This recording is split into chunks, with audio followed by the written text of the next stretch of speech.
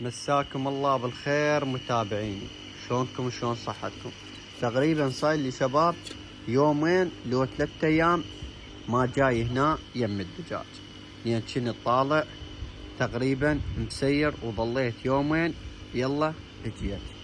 لهذا السبب قلت خلي نشوف هنا شنو صاير ما صاير، وعلى مود هم نجمع البيض احنا وياكم. هاي الاكاسية مقروشاتها تقروش، مو دجاج، تقول مربي لحلاق انا هنا واو. وعلى مود شباب نجمع البيض وهم نشوف عن صحة الدجاج شنو ما شنو، العدد خاب ما ناقص، خاب ما وحدة متمرضة، والحمد لله والشكر. الجاي ابوعدهن كل الزين، شوكيات ذن الثنين. هاي الوحدة وهاي الوحدة وهاي التمرية وهاي المطوقة، الحمد لله والشكر موجودات. هسه شباب جيت اجمع البيض على مود شوي بالليل راح نخليه بالفقاسة. تقريبا صار لي ذيك مرقيبة يا ما تتعاطس. شو هذني جبناهن وحدة من عندهن ذيك اللي يم الدجاجة هاي جاي تشرب ماي. عندي مال تنفسية شباب هم راح اخلي لهم ان شاء الله باكر. هسه شباب احنا وياكم قبل خلي نشوف ونجمع البيض على مود ندخله بالفقاسة. جيت شباب صار لي تقريبا يوم ثالث ما جاي هنا. اللهم صل على محمد وآل محمد. شوفوا لي الانتاج البيض مع 3 ايام.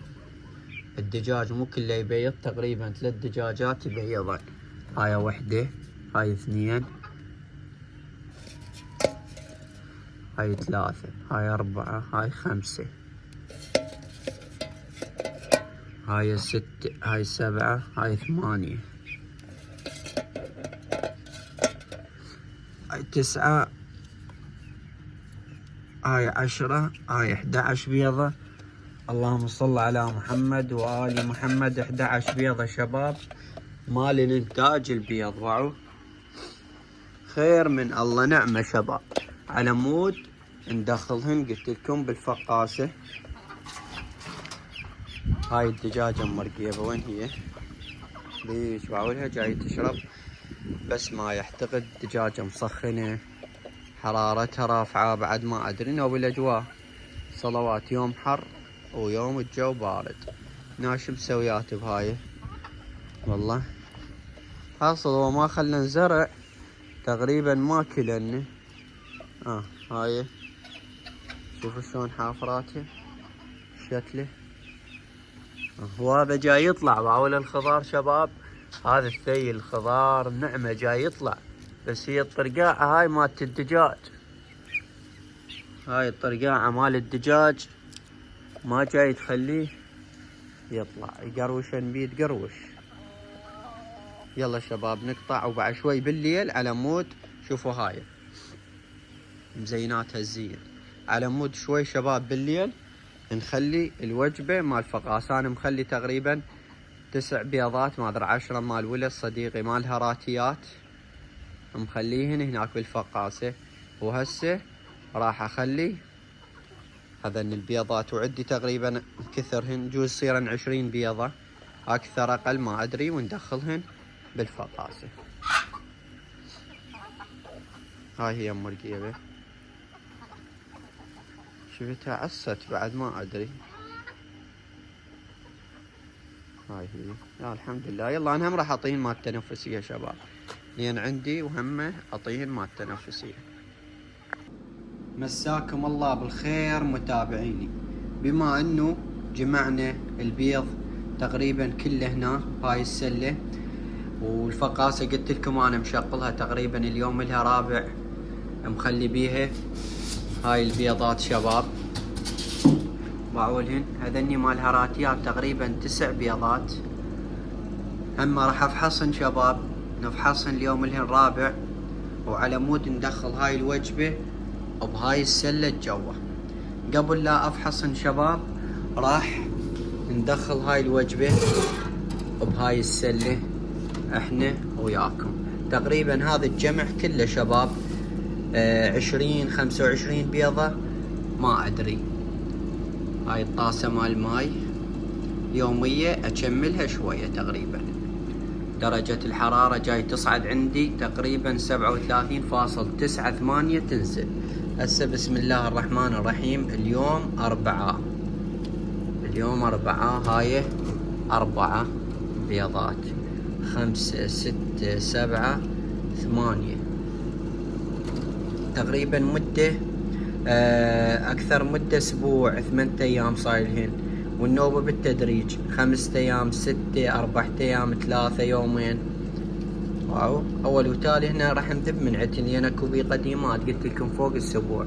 هذا 12 بيضة لان الجو حار، وهناك هنا مرات يظلن ايش قد قلنا 12 وهاي 4 هاي 16 بيضة. 1 2 3 هاي 4 هاي ايش قد شباب 20 بيضة. 1 2 3 4 هاي 24 بيضة. 1 2 3 4 5 29 بيضة. والله نعمة وعلي لامينا 29 بيضة، يعني تقريبا شباب طبقة الا بيضة وحدة.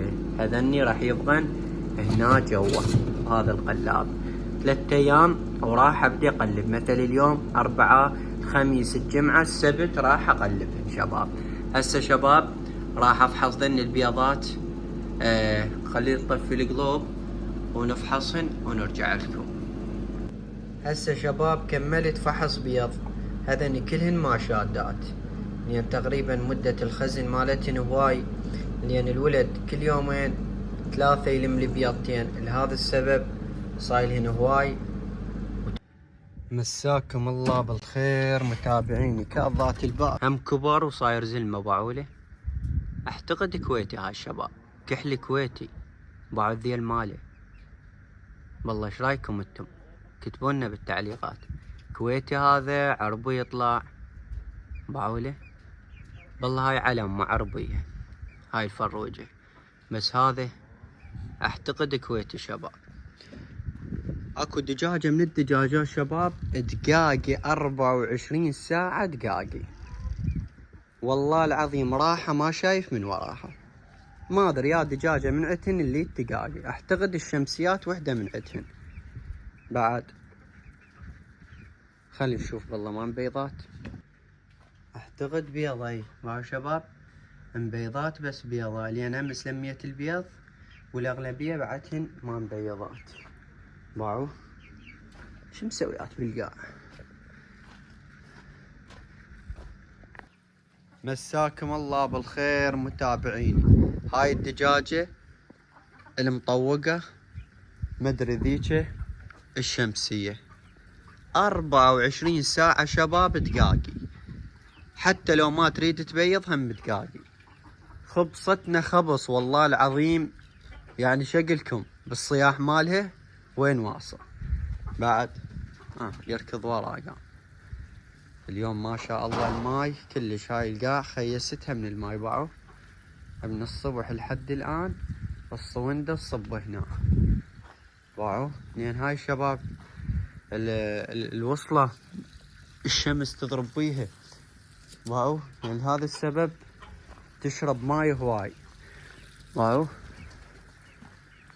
هنشوف انتاج البيض، لان احنا امس عفنا البيضات بس الاغلبية بعدهن ما مبيضات. هاي المطوقة باعولها تبيض. شوفوا العجوز بس واقفة. هاي شباب كبيرة بالعمر الدجاجة باعولها. المشي مالها قليل، يعني مو باغي نفس الدجاج 24 ساعة يتحرك، لا هي مشيها قليل باعولها. وهنا كارصة ازيا شي هنا كارصة. ما ادري بالعجوز انا غرن اللون مالها والله ورد الباقلة حلوة، بس هي كبيرة بالعمر بس ما بيها شي. بس شني كبيرة بالعمر، يعني بالسنتين سنة ونص ازيا جوز عمرها.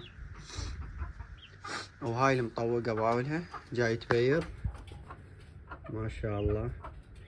بعد احنا هاي لازم نلم لنا وجبة شباب، لان احنا بعد دخلنا وجبة لازم ناخذ لنا فرد كم يوم اسبوع اقل هم نلم لنا وجبه وندخلها بالفقاسه. بعد منه هيك حاضنه مالتنا موجوده هاي، هم نغسلها ونرتبها ونخليها هنا. لا هاي لو نطبها جوا بالمحميه يكون فياي على مود خاف يفقس عندنا الكتاكيت، نخليهن بالحاضنه نرتبها الهم. واو.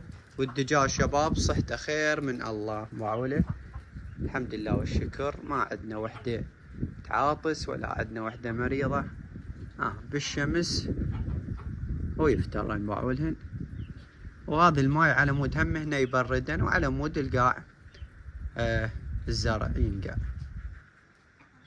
ان شاء الله. بس خلي شويه يكسر الجو ونفرق على مود راح نشتغل بالمحميه. مساكم الله بالخير متابعيني. سويت لهم شويه بصل تلوين الهن. تعال تعال تعال خلي ياكله. يلا الف عافيه.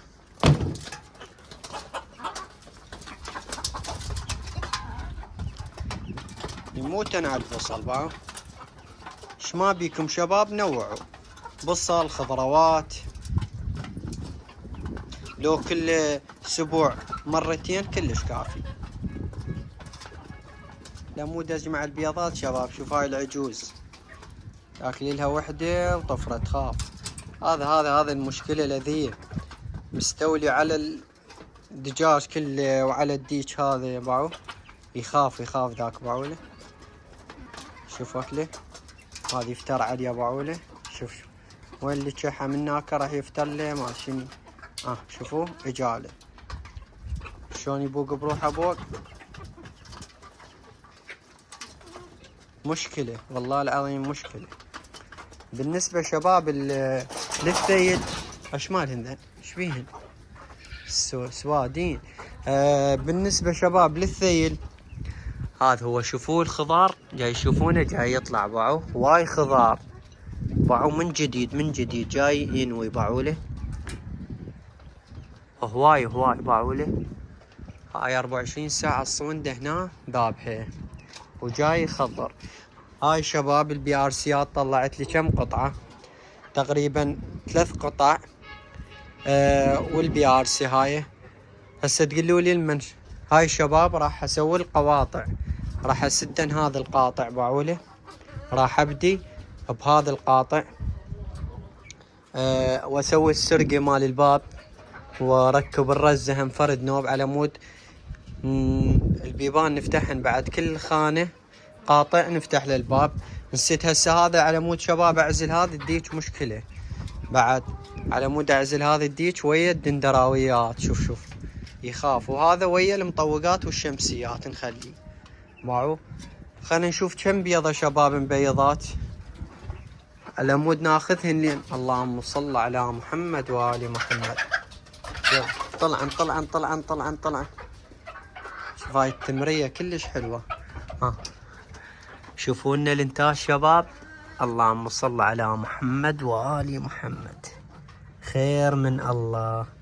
هذا النشقد تقريبا 6. هاي هنا تولي على مود يبيضن فوقها. هاي البيضة انا اقدر اخلي بلاستيك بس تولي. هاي قديمة احتبار صارت. اول ما بيضن شباب اول ما بيضن هاي البيضة صارتها تقريبا فوق 10-15 يوم. قلت تولي بعد خربان ادري بيها. وهذا اني الانتاج ما لمس. واليوم 6 بيضات نعمة خير من الله. هم اريد انظف المحمية بالفيديو الجاي ان شاء الله ننظفها شباب. واللي نقص بيها تراب هم ندبلنا كم عربانة تراب. وعلى مود ندق لنا ساف طابوق شباب منا جوا مثل هاي الطابوق. وعلى مود اخلي البي ار سي فوق كملها. ذاك القاطع عندي هنا فتحات شباب هم اريد اكملهن اسدنهن. عندي شنكوة راح اقصنها لهاي الفتحات. هاي منا عوفنها فتحة صغيرة وهنا راح ابدي بيها من هاي الخشبة لذيك فران من هناك لهنا. السندويش شباب هم يراد له انزله واسوي من جديد.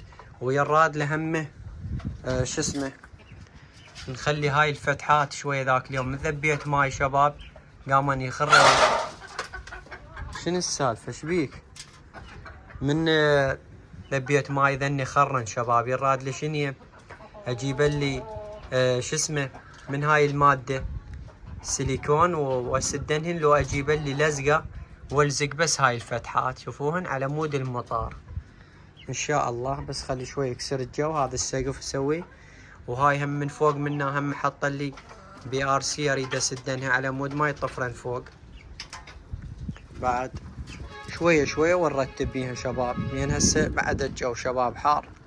بعد هسه شوفوا شوية جيت لي هنا 5 دقايق حرارة فول. يلا اكل براحتك لا تخاف. على مود شباب خل نروح نقلب البيض بالفقاسة وننهي وياكم الفيديو هناك يم الفقاسة. هسه هنا جينا يم الفقاسة على مود نقلب البيض هالشكل هذا. وعو تقليب اليدوي، جيبهن منا وتردهن منا بهدوء. باليوم 2 3 مرات عادي، انا اقلب باليوم 3 مرات، مرات يومين كلش كافي. وعو اليوم الهن 3 شباب من حطينا هاي البيضات هالشكل هذا بهدوء. كله تغلب. وعو فقاسة حلوة هاي شباب، مجربها العام كله فقسنا من عتها خير من الله. وعولها نسبة تفغيسها 90-95%. وعولها هسه منقصة منا ماي همه، خل نكمل لها ماي. وعو وهاي شوية نذبها هنا. هاي الطاسة هم يومية اكملها نص تقريبا. يلا شباب لهنا وينتهي الفيديو مال اليوم. شكرا على المشاهدة، لا تنسونا باللايك والاشتراك.